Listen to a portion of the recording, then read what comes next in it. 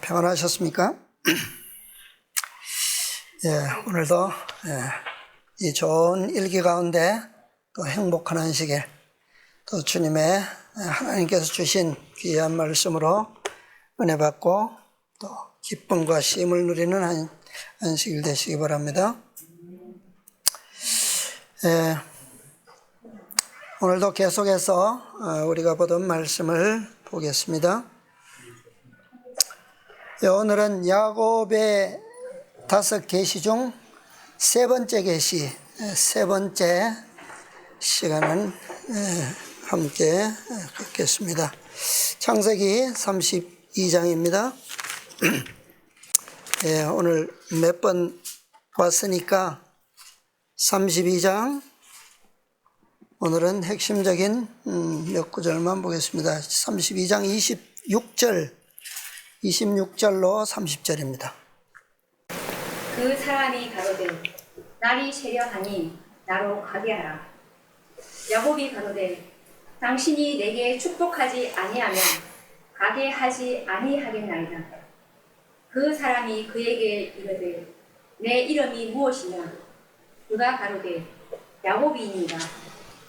그 사람이 가로되 내 이름을 다시는 야곱이라 부를 것이 아니오 이스라엘이라 부를 것이니 이는 내가 하나님과 사람으로 더불어 겨루어 이기었습니다.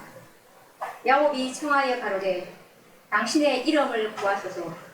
그 사람이 가로되 어찌 내 이름을 묻느냐 하고 거기서 야곱에게 축복한지라. 그러므로 야곱이 그곳 이름을 브니엘이라 하였으니 그가 이르기를 내가 하나님과 대면하여 보았으나 내 생명이 보존되었다 하니라. 아멘. 자, 야곱이 받은 세 번째 계시. 이 세 번째 계시는 계시록 14장에서 어느 기별과 같다고요? 셋째 천사의 기별과 같은 경험입니다. 그런데 우리가 중요한 것은 지금까지 두 번의 계시를 보았고 이 세 번째 계시를 지금 세 번째 시간으로 보고 있는데요. 천사와 대면하여 실험하는 이 계시. 이것은 이전에는 야곱이 무엇으로 봤어요? 계시를 꿈으로 보았어요. 그죠? 그런데 지금 세 번째 계시는 꿈으로 보는 것이 아니라 현실적으로 지금 보고 있는 거예요. 그러니까 이것은 계시인 동시에 실제적인 경험이에요. 경험. 그러니까 세 번째의 계시부터는 계시로만 끝나는 것이 아니라 무엇이 수반된다고요?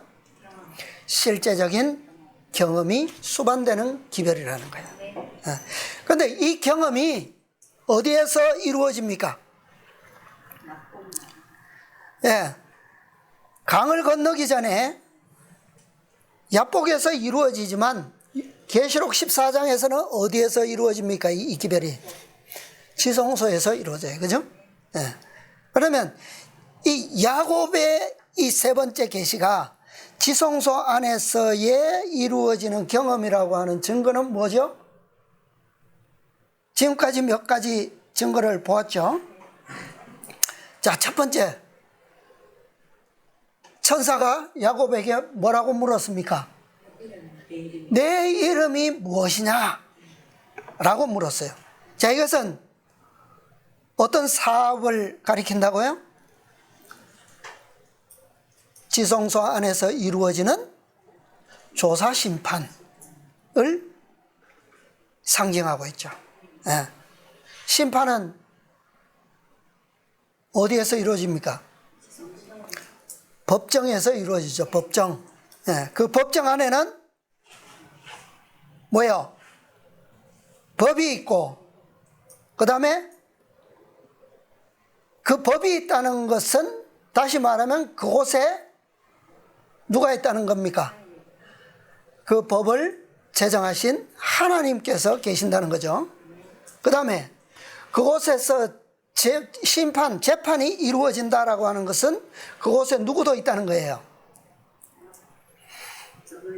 그 법으로 재판을 받는 피고가 있다는 얘기죠. 죄인이 있다는 얘기죠. 그죠? 그래서 그 재판은 한 사람씩 각각의 이름으로 진행되고 있다. 그래서 내 이름이 무엇이냐라고 하는 질문은 바로 그것이 재판정이라고 하는 것을 의미하는 겁니다. 그렇죠? 두 번째 증거. 두 번째 증거는 방금 읽은 30절에 보면 그곳 이름을 브니엘이라 하였으니, 자, 이 브니엘의 뜻이 뭘까요? 내가 하나님과 뭐 했다고요? 대면하여 보았다라는 뜻이에요.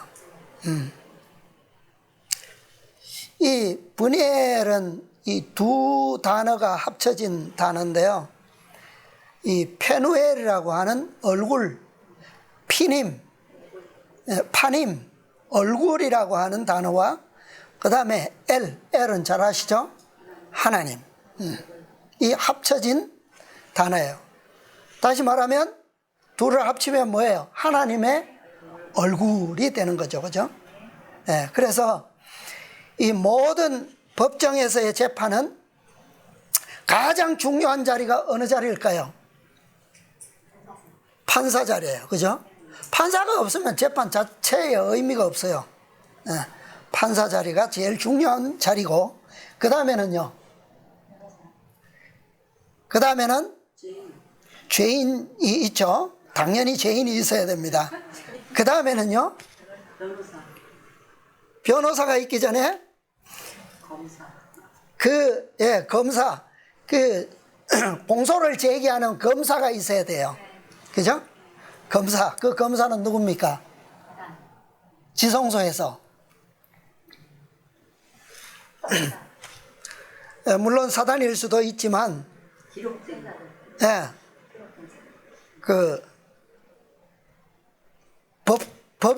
법 자체가 하는 거죠. 그죠? 법 자체가 하는 거예요. 그 다음에 피고를 변호할 변호인이 있습니다. 자, 이 전체적인 장면을 구약 성경에 보면 또 잘 설명하고 있는 그 계시가 있죠. 어디에 나옵니까? 스가랴 몇 장이에요? 3장. 3장에 나오는 이 장면은 바로 이 법정의 재판의 과정을 잘 설명하고 있는 계시입니다. 야곱은 바로 이러한 장소를 뭐라고 했어요? 브니엘이다, 그렇게 불렀어요. 바로 오늘 우리는 그곳을 어디라고 합니까? 지성소라고 부르는 거예요. 자, 아까 질문했지만 하늘 법정에 공소장이 있어요, 없어요? 지금은 하늘 법정에서 조사 심판이 이루어지고 있잖아요. 공소장이 있습니까, 없습니까? 뭐예요? 아까 말씀하신 것처럼 검사는 무엇에 근거해서 공소를 제기해요? 법에 의해서, 하나님의 율법에 의해서 공소장을 제기하는데 그 공소장은 뭡니까? 하늘 기록책이에요. 기록책. 그죠? 하늘 기록책에는 피고가 저지른 모든 범죄가 다 기록되어 있어요. 그렇죠? 그래서 오늘날 그 재판이 이루어지고 있는 지성소에 이 공소장이 있다는 얘기예요. 자, 성소의 이 모형적 성소를 보면 그 공소장은 뭐예요? 자, 앞에 언약궤가 있고 법궤가 있고, 그 법궤는 하나님의 보좌와 같은 곳이죠. 그죠? 판사가 있고 맞은편에 누가 서 있습니까? 피고가 서 있어요. 그런데 그 피고가 선 뒤편에 뭐가 있어요? 뭐가 있어요? 판사가 보면 거기에 그 피고가 지었던 모든 죄가 거기에 다 기록되어 있어요. 뭐가 공소장입니까? 성소의 그림으로 보면 판사가 딱 보면 뭐가 보여요? 거기에 피고 뒤에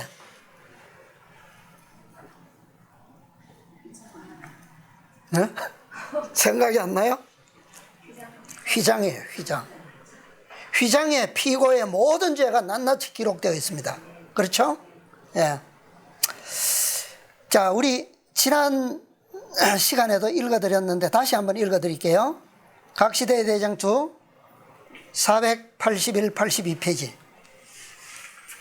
자, 소제목 우리의 중보자입니다. 그 첫 문단. 이게 공소장이에요. 공소장. 대장투 481, 482. 자, 첫 문단 읽어주세요. 각 사람의 행위는 하나님 앞에 심사되어 성실한 것과 불성실한 것들이 기록된다. 하늘의 책들에는 각 사람의 이름 아래 온갖 악한 말, 모든 이기적 행위, 온갖 의무 태만, 모든 은밀한 죄, 모든 기만 등이 무섭게도 정확히 기록되어 있다. 하늘의 경고와 견책을 등한히 한 것, 시간을 낭비한 것, 기회를 놓친 것, 선악간의 감화와 그 결과가 멀리까지 미친 일이 모두 기록하는 천사에 의하여 기록된다. 네, 거기까지 보겠습니다. 어떻게 기록되어 있다고요? 정확히 기록되어 있다. 네. 어떤 것까지요? 동기까지도 기록되어 있습니다. 그죠? 네. 세상의 재판정에서는 실증이 있는 것만 증거 제시할 수 있는 것만 기록돼요. 그 다음에 그가 나중에 합의를 받는지 뉘우치고 있는지 그런 것도 감안을 해서 뭘 합니까? 형량을 정해요. 판사가. 그런데 여기는 그것보다 더 어떻게 해요? 정확하게. 그러니까 세상 재판정에서는 그냥 흉내로만 탄원서 쓰고 그 다음에 그 뭐라 합니까? 그 반성문 제출하고 이런 거 어떻게 할 수 있어요? 전 실제로 그 수감 생활을 해봤기 때문에 너무 잘 알아요. 그걸 어떻게 쓸까? 거기도 문필가들이 있어요. 그 만들어서 지어서 써주는 대필가들이 다 있어요. 방마다. 그래가지고 그걸 써가지고 이제 그걸 자필로 옮겨 적습니다. 그래서 제출을 해요. 판사한테.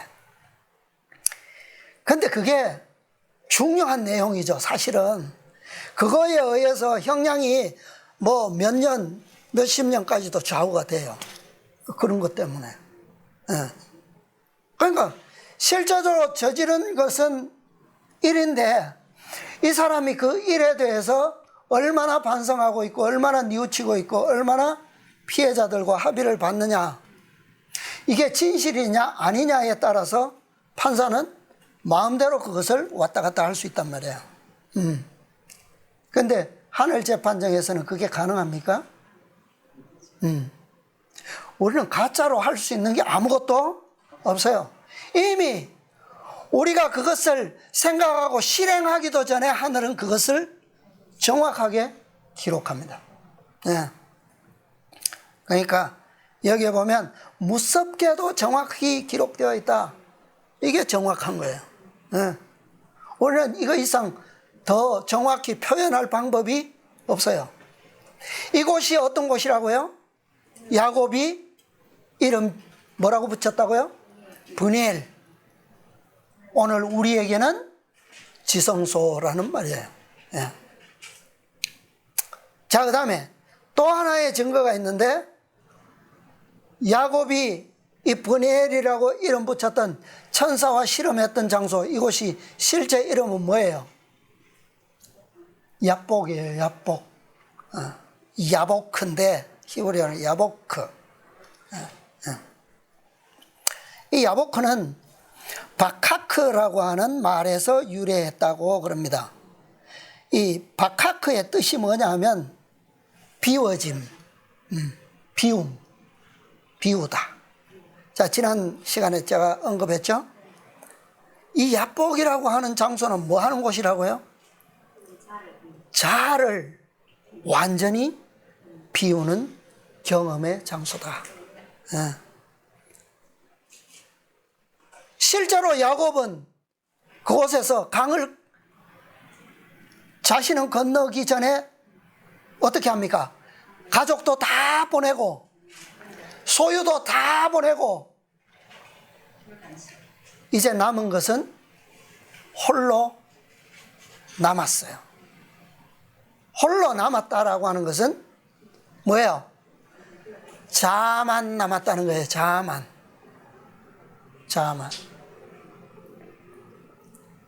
아니 그렇잖아요. 사람의 마음이 어디에 있어요?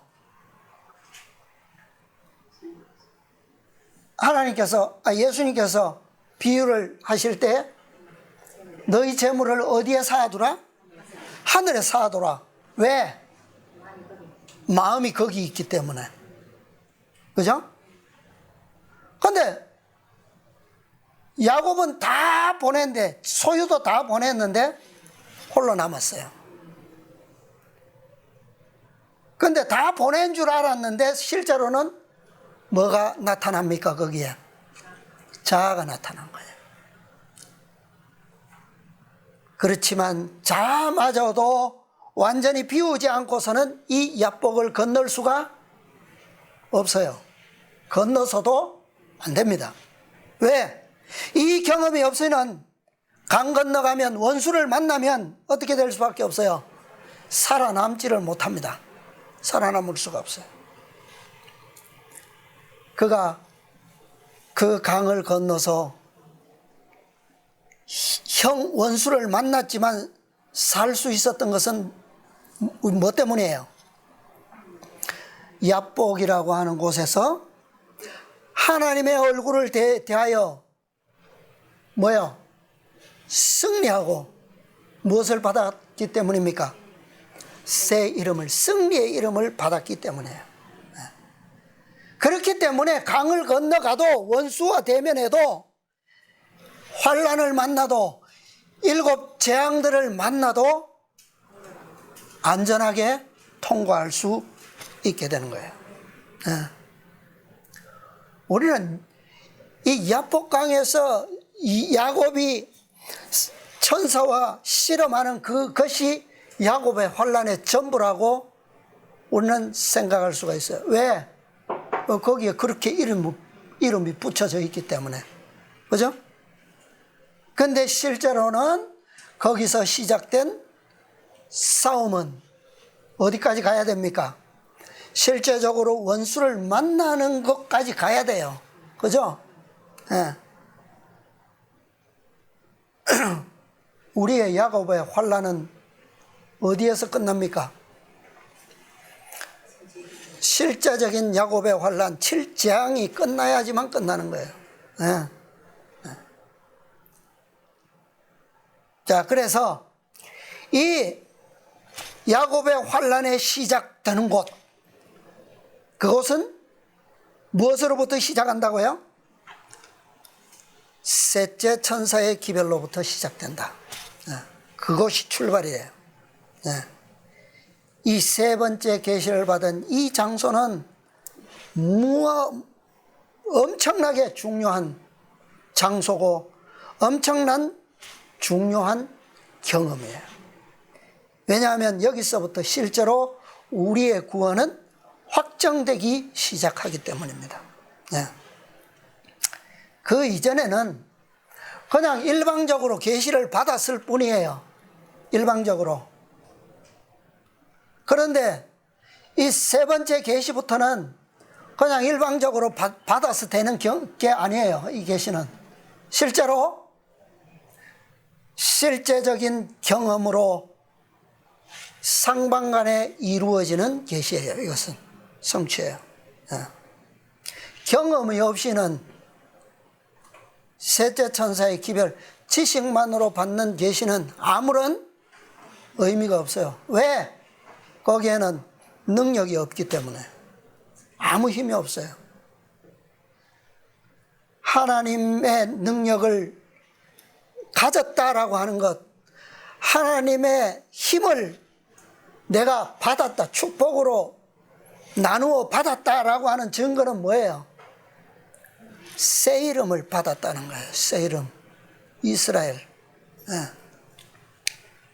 그래서 오늘은 세 번째 시간으로는 이스라엘이라 부를 것이니, 이것을 좀 생각해 보겠습니다.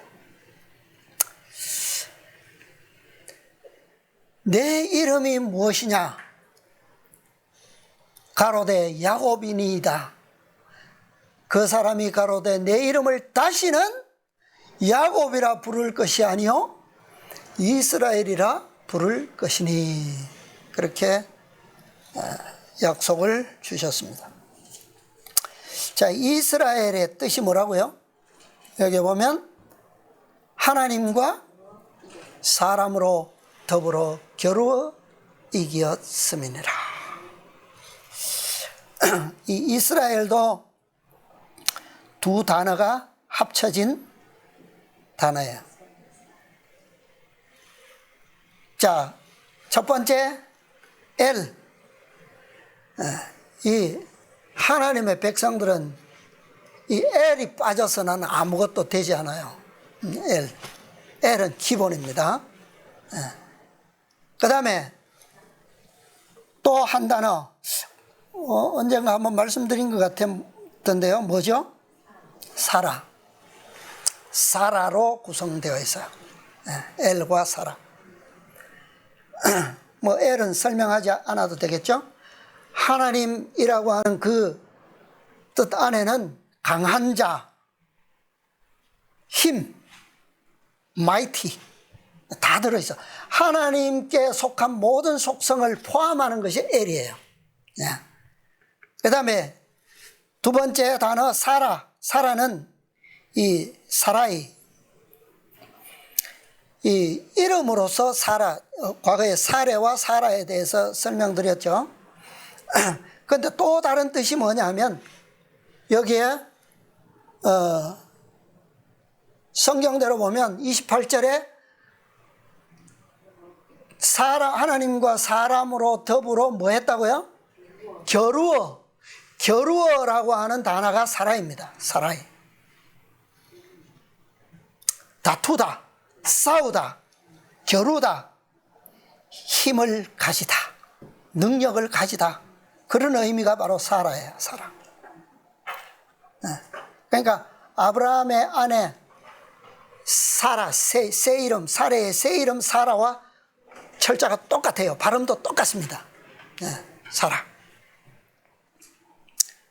그러니까 이 이름은 지금까지 하나님과 겨루어 이긴 자라고 해석되어 왔어요. 성경이 그렇게 말씀하고 있기 때문에. 그런데 이 문구를 정확하게 번역하면 하나님과 더불어 힘을 얻어서 강하게 된 자다. 겨루어라는 표현은 잘못된, 좀 부족한 번역이라는 거예요. 정확한 번역은 하나님과 더불어 힘을 얻어서 강하게 된 사람이다.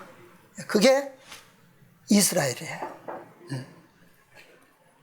자, 그런데 여기에 나오는 이 하나님, 강한 자, 힘, 능력, 이 하나님은 누구실까요? 누구이셨을까요? 예수 그리스도시죠. 그리스도이셨어요. 자, 이 야곱은 어떻게 이 하나님 그리스도를 이겼을까요? 어떻게 이길 수 있었습니까? 말이 돼요? 이긴다는 게?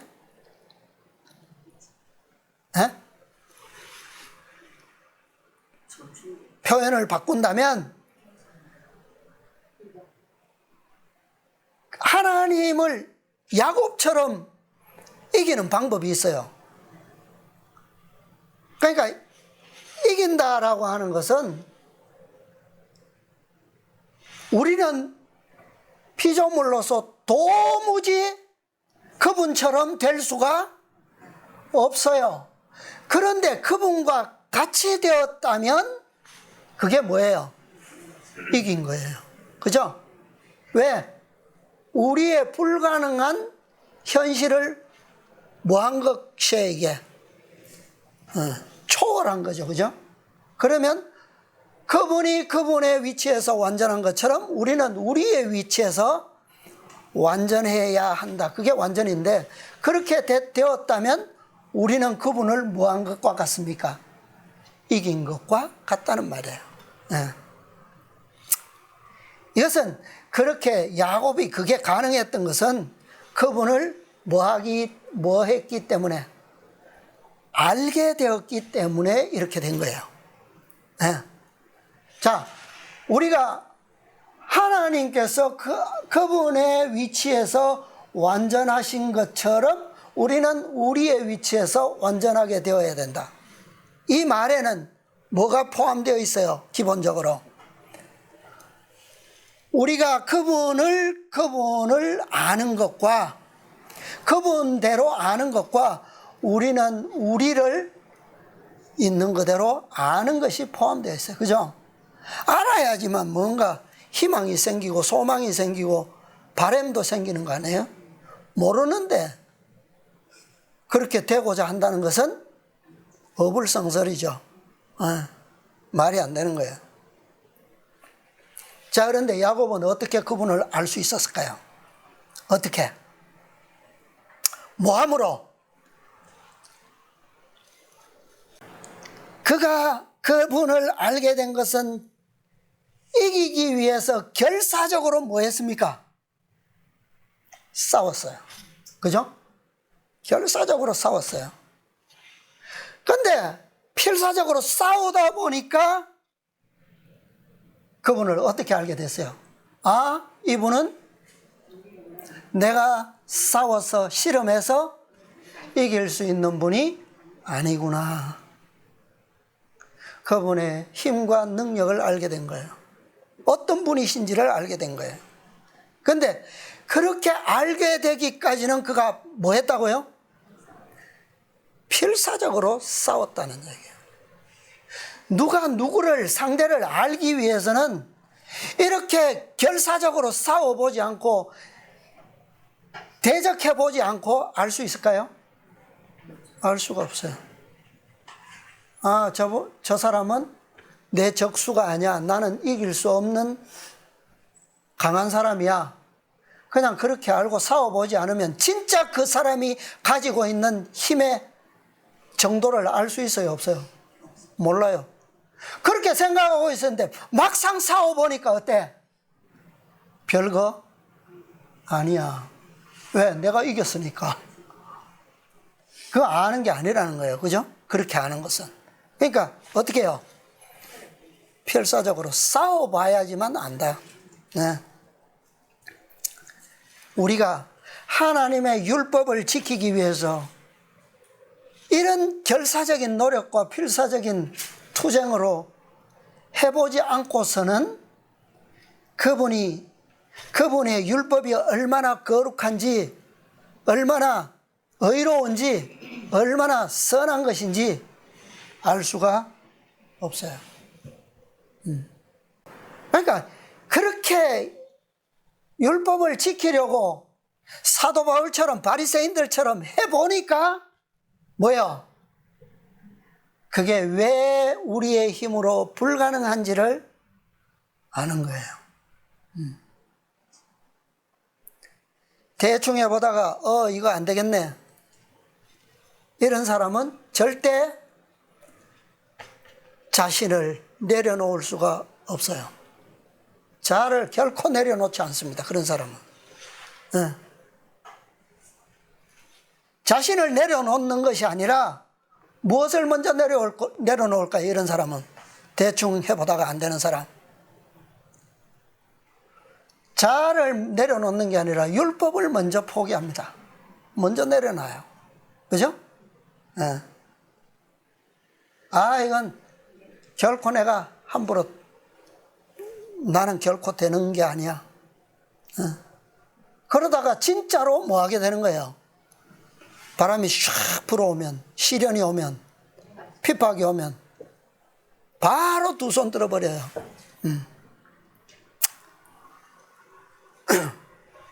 왜 그럴까요? 그런 사람들이 왜 먼저 율법을 먼저 포기할까요? 우리가 지킬 수도 없기도 하지만 하나님께 결사적으로 매달릴 의지도 없기 때문에요. 예. 포기하는 게 차라리 매달리는 것보다 더 쉬우니까. 더 쉬우니까. 예. 자, 야곱은 장자의 축복을 가지기 위해서 모든 노력을 다 했습니다. 그죠? 심지어는 형도 속였고 아버지도 속였고 끝내는 자신도 속였어요. 엄마가 이렇게 해 그럴 때 그렇게 해서 되겠습니까? 아버지가 속겠습니까? 결국은 어떻게 했어요? 자신도 속여버렸어요. 그런데 그 결과는 뭐예요? 고통이었어요. 그죠? 20년 동안 고통을 겪었어요. 그렇지만 그가 평생 두려워하던 원수가 누구인지, 지금 원수로 알고 싸우는 사람이 누구인지 알게 되었을 때 그는 모든 것을 깨닫게 돼요. 그게 누구였다는 것을. 그 원수가 누구였어요? 형이었어요? 누굽니까? 자신이었다는 것을. 형도 아니고 누구도 아니고 자신이 원수였다는 것을. 그래서 그 깨닫는 순간에 그는 싸우던 자세가 어떻게 바뀌었어요? 한 대 탁 치고 나니까 이거 방법이 잘못됐구나. 싸워야 되는 게, 이기는 게 아니고 뭐 해야 되겠구나, 매달려야 되겠구나. 깨달은 거예요. 이게 자신의 죄를 용서받고 죄를 이길 수 있는, 고통을 이길 수 있는 유일한 방법이라는 것을 알았어요. 그래서 결사적으로 이제는 싸우던 자세를 결사적으로 뭐 합니까? 이제 매달릴 수밖에 없다는 거예요. 이게 야곱의 경험이었어요. 그것이 바로 자아를 포기하는 것이었고, 그가 그토록 바라던 축복, 그 축복을 받을 수 있는 유일한 승리의 비결이었다는 것입니다.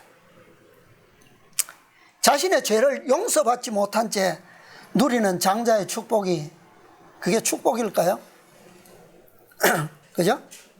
온전한 축복이 될 수가 없어요. 늘 마음에는 평생 동안 뭐 할 겁니까? 괴로울 거고, 그런 가운데서 아무리 솔로몬은 잠언에 보면 그런 말씀을 많이 했죠. 왕궁에서 뭐 하는 것보다 초가집에서 뭐 하는 게 낫다고, 그죠?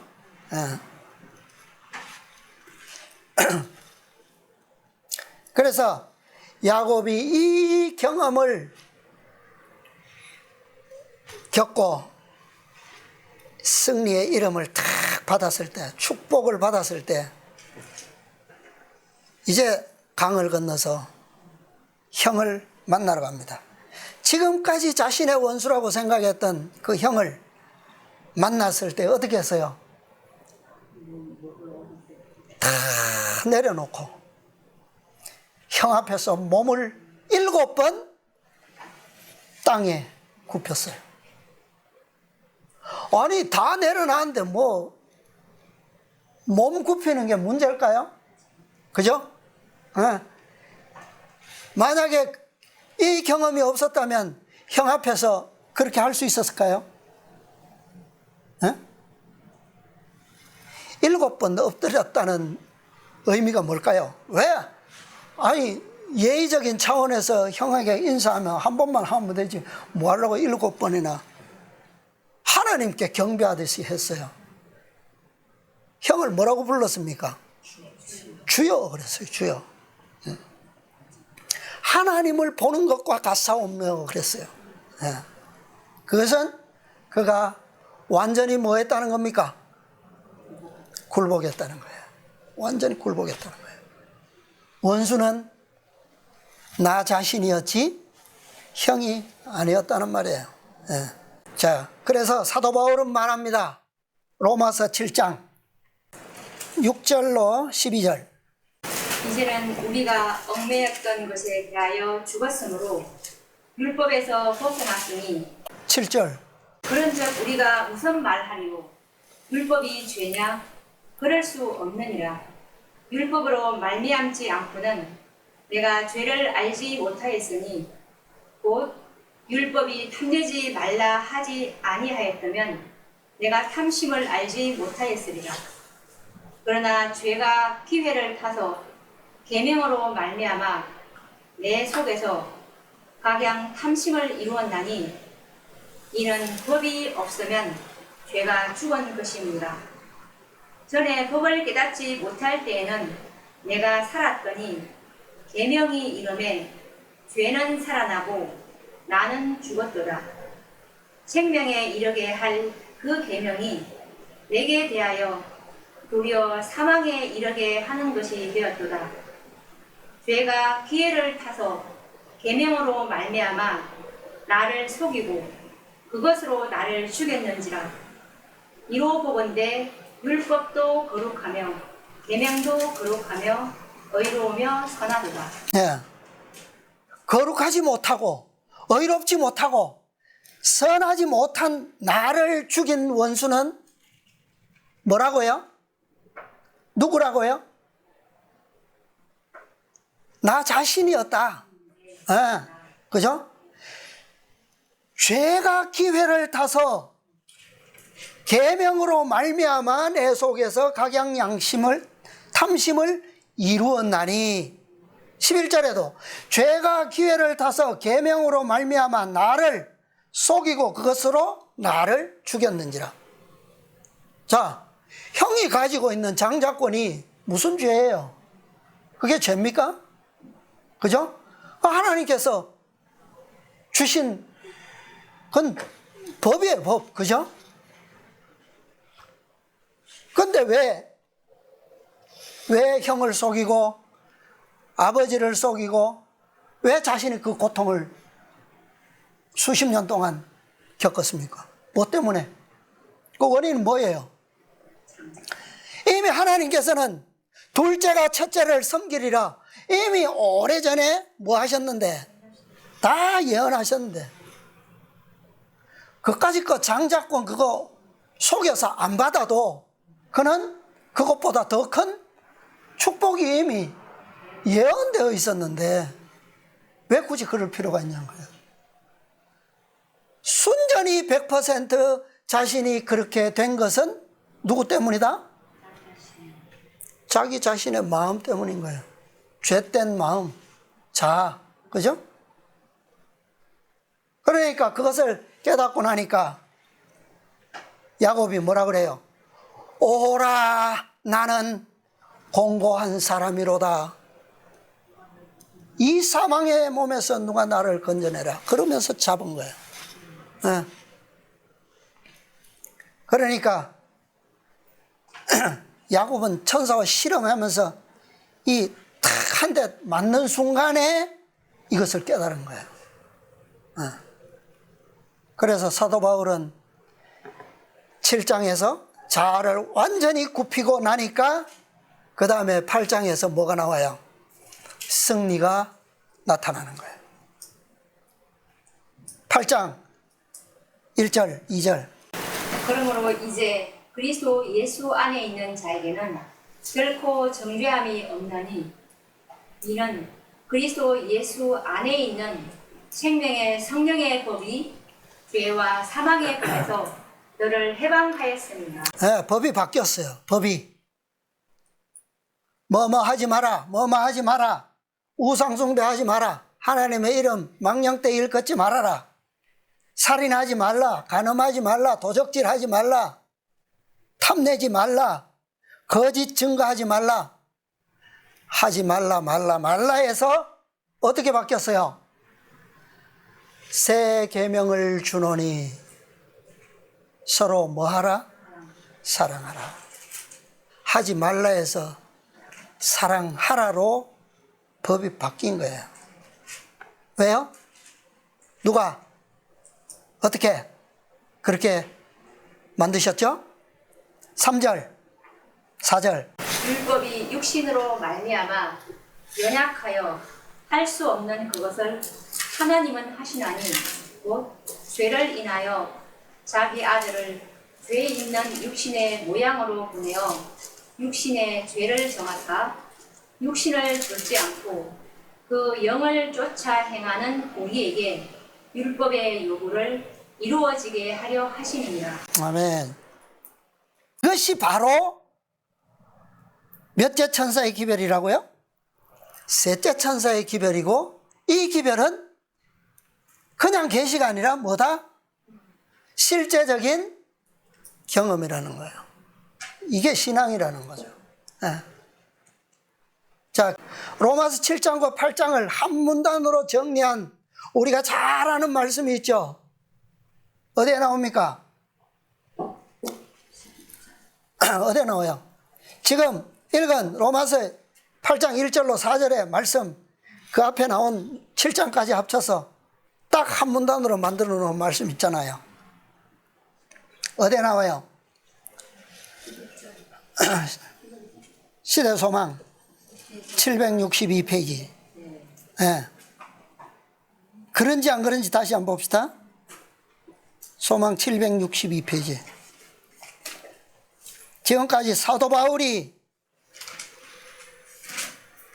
말씀한 것처럼, 그 다음에 야곱이 경험과 이게 맞는지 안 맞는지, 또 마지막 선지자가 기록하신 말씀이 동일한 것인지 한번 봅시다. 762. 율법은 의, 즉 의로운 생애, 완전한 품성을 요구하지만 인류는 그 요구에 미칠 수 없다. 야곱이 가능했어요, 그게? 네, 불가능한 거예요. 인류는 하나님의 거룩한 율법의 요구를 충족시킬 수 없다.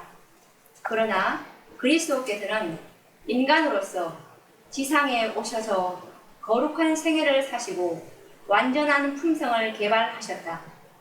그리스도께서는 그것을 받고자 하는 모든 자에게 값 없이 선물로 주신다. 그분의 생명은 사람들의 생명을 대신하신다. 그리하여 그들은 하나님의 관용을 통하여 과거의 죄를 용서받는다. 그뿐 아니라 그리스도께서는 하나님의 속성을 사람들에게 불어넣으신다. 그분은 인간의 품성을 거룩하신 하나님의 품성을 따라 형성하여 영적인 힘과 아름다움을 지닌 훌륭한 건물이 되게 하신다. 그리하여 바로 이 율법의 의가 그리스도를 믿는 자에게서 성취된다. 하나님께서는 자기도 의로우시며 또한 예수 믿는 자를 의롭다 하신다. 아멘. 자, 야곱이 이스라엘이라고 하는 승리자의 이름을 뭐 돈 주고 샀어요? 예? 그러면 자기의 힘으로 진짜 이겨서 얻은 겁니까? 뭐요? 예. 뭐 아무것도 사실은 한 거 없어요. 뭐만 했을 뿐입니까? 그냥 붙잡기만 했어요. 예. 떼쓴 것밖에 없어요. 그죠? 예. 안 주면 뭐 하겠다? 뭐 하지 않겠다? 보내드리지 않습니다. 예. 그거밖에 한 게 없어요. 예. 그러니까 뭐까지도 이름만 주신 게 아니라, 자, 야곱이 거기서 승리한 이름을 받았다고 해서 자, 가나안 땅에 들어와서 그의 생애가 평탄했어요? 평탄했습니까? 진짜 장자처럼 그렇게 축복된 생애를 살았어요? 그는 죽는 날까지 정말 험난한 세월을 그 바로왕에서 고백했던 것처럼 그런 세월을 살았어요. 그런데 그런 생애를 살면서도 무엇은 하지 않습니까? 자기의 이름을 더럽히는 일은 하지 않았어요. 이때 이후로, 이 경험 이후로 그는 또 계시를 받고 또 경험을 하고 또 그렇게 살아가지만, 온갖 어려움과 고난 속에서도 살아가지만, 그러나 여러분, 이 야복강 이전의 생애와 그 이후의 생애 분별할 수 있어야 돼요. 우리는 마지막 백성들은 계시록 14장 셋째 천사의 기별 이전의 구원과 이후의 구원이 어떻게 다른지 알아야 돼요. 그 차이를. 그래서 야곱이 형 에서를 만났을 때 왜 어떻게 7번씩이나 땅에 완전히 굽힐 수 있었는지. 자, 또 한 말씀 보겠습니다. 부조화 선지자 431페이지. 여기도 똑같은 말씀이에요. 그리스도의 의 밖에는 아무것도 우리에게 은혜스러운 언약의 축복 중 단 한 가지도 받을 권리를 주지 못한다. 뭐 밖에는? 그리스도의 의 밖에는. 그분께서 뭐 하신 거? 이 지상에 오셔서 뭐 하신 거? 개발하신 거, 그 의 외에는 단 한 가지도 우리에게 축복을 줄 수 없다는 거예요. 이 축복을 얻으려고 오랫동안 갈망하고 노력한 자들이 많지만 받지 못함은 그들이 스스로 이 축복을 받기에 합당한 무슨 일을 해보려는 생각을 품은 까닭이었다. 그들은 시선을 누구처럼요? 과거에 아브라함과 사레처럼, 그죠? 하니까 돼요, 안 돼요? 하나님께서 그것은 아니야. 그리고 새 이름을 아예 주셨어요, 그죠? 그 다음에 뭐가 돼도 되는 것을 우리가 보죠. 그들은 시선을 자신에게서 돌리고 예수를 모든 것을 충족시키는 구주로 믿지 않았다. 우리는 우리의 공로가 우리를 구원하리라고 생각지 말아야 한다. 그리스도께서만이 우리의 유일한 구원의 소망이시다. 자, 그 다음 문단. 하나님을 전적으로 신뢰하고 죄를 용서하시는 구주로서 예수의 공로를 의지할 때에 우리는 우리가 바라는 모든 도움을 받게 될 것이다. 야곱이 가나안에 들어오고도 가는 곳마다 어려움투성이에요. 그죠? 그런데 그때마다 뭐예요? 그때마다 그는 그 어려움을 어떻게 헤쳐나갔는지에 대한 모든 비결을 하나님께로부터 받게 됩니다. 그것이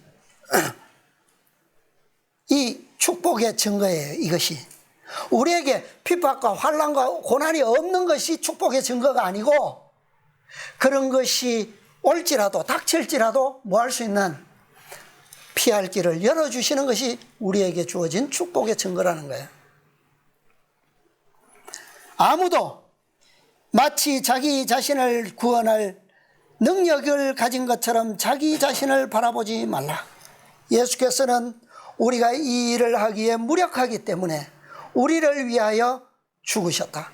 예수 안에는 우리의 소망과 우리의 칭의와 우리의 의가 있다.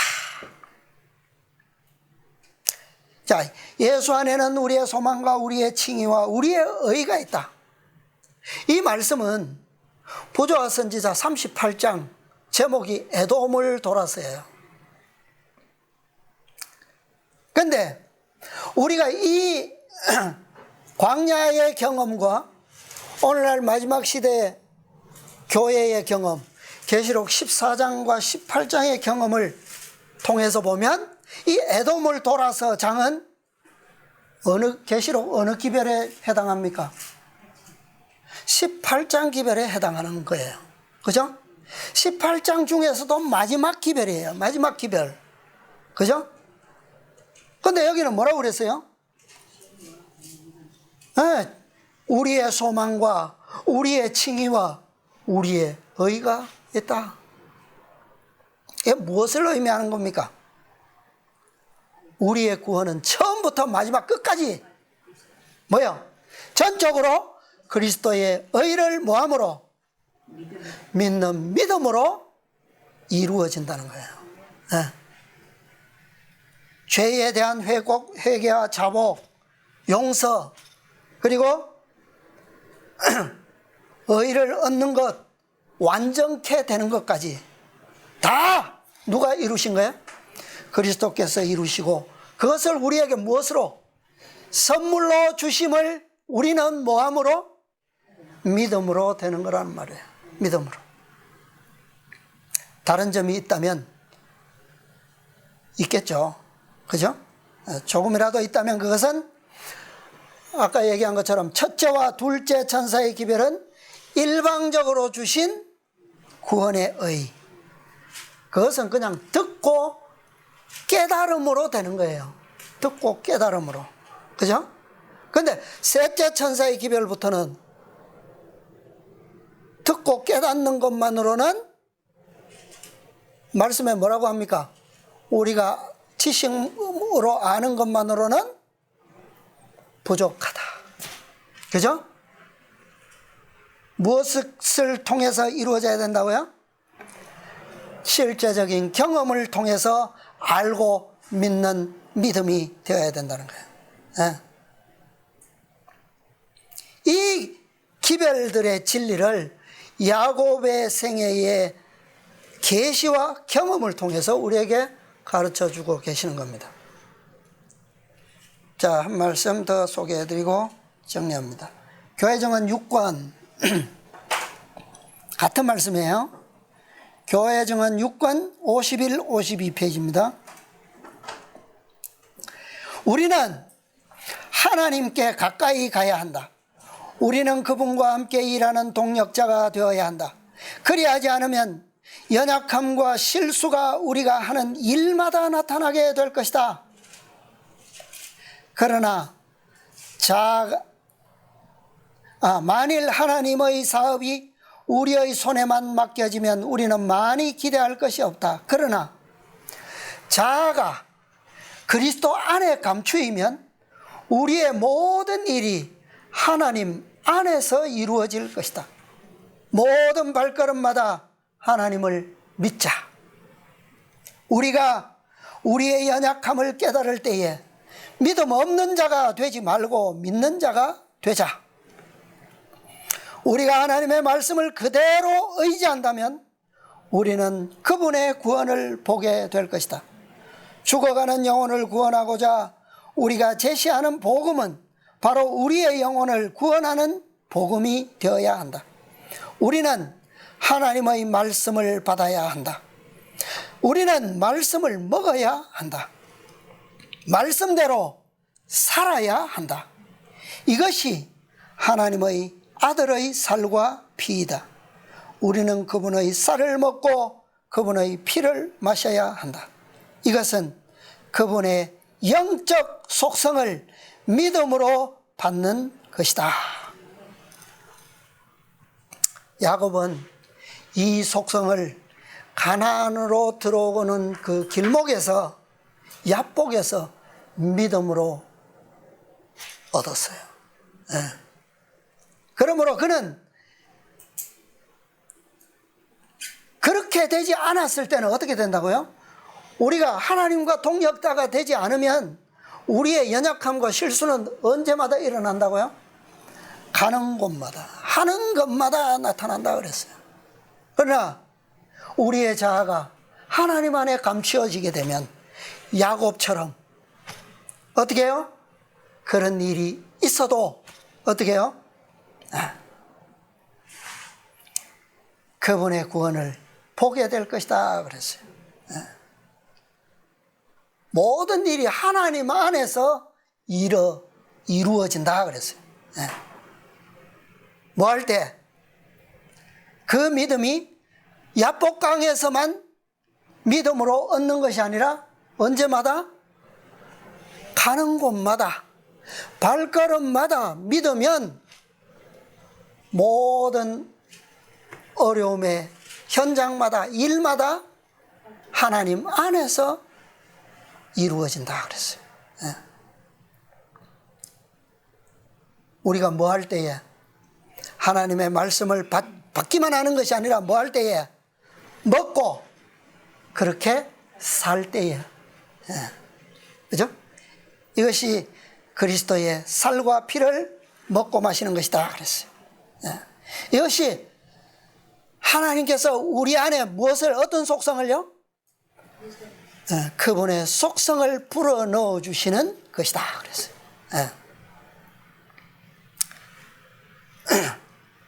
이제 야곱은 이 생애를 거기서 그치는 것이 아니라 가나안 땅에서 본격적인 하나님의 백성으로서의 영적 생애를 살게 될 겁니다.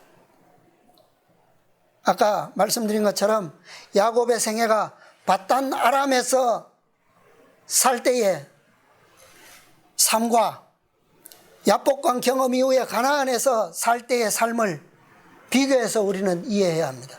야곱이 바단 아람 외삼촌 집에서 살 때 죄가 있어요? 죄 지었어요? 지었어요? 안 지었어요? 기록에 있습니까? 없습니까? 없는 것 같죠? 네, 없는 것 같은 게 우리의 생각이에요. 달라요. 도망 나왔죠? 외삼촌이 따라왔어요. 뭐라고 했습니까? 외삼촌도 보고 뭐라고 했어요? 왜 도망갔느냐 그러니까 외삼촌이 나한테 이렇게 하고 저렇게 하고 다 하지 않았습니까? 그 말 속에 뭐가 있어요? 억울함이 있죠. 그 다음에 또 뭐가 있어요? 억울함이 있고, 외삼촌에 대한 뭐가 들어있어요? 그 말 속에 원망이 들어있죠. 원망이, 불평이 들어있잖아요. 죄는 짓지 않았어. 그런데 마음속에는 뭐가 있다는 거야? 원망이 있고 불평이 있다는 거야. 그런데 그런 야곱이 이 야복강의 경험을 통해서 탁 건너서 형을 만날 때부터는 뭐가 없어졌어요? 그게 없어졌어요. 7번이라도 뭐합니까? 엎드릴 수 있어요. 왜? 하나님께서 나한테 이미 승리를 주셨는데, 모든 것을 다 보증해 주셨는데, 이게 이 경험의 전과 후예요. 이 경험이 어디에 기록되어 있습니까? 계시록 14장 1절로 3절에 기록되어 있어요. 그 입에 뭐가 없다고요? 원망이 없는 자들입니다. 원망이 없는 자들, 거짓이 없는 자들이에요. 행위로는 멀쩡해요. 그런데 마음에는 20년 동안 정직하게 살았으면서도 그 마음에는 아직도 뭐가 있다고요? 불평이 있고 원망이 있어요. 그런데 이 경험을 한 자들은 그 입에 그런 것이 나타나지 않는다 이 말입니다. 자, 그래서 우리는 계시록 14장과 18장에 가면 더 이 내용이 더 자세하게 나타날 것입니다. 이제 앞으로 남은 모든 계시와 기별들 가운데서 우리가 더 깊이 깨닫고, 깨닫는 것은 무엇으로요? 우리의 생애에서 경험과 실제적인 경험을 통해서 믿음으로 그렇게 변화되어야 된다는 사실입니다. 그리스도를 믿음으로 우리 모두 힘을 얻고 오늘 이 야복강에서 승리의 보증을, 새 이름을 받는 우리 모두가 되시기를 오늘 바라면서 말씀을 마치겠습니다. 아멘.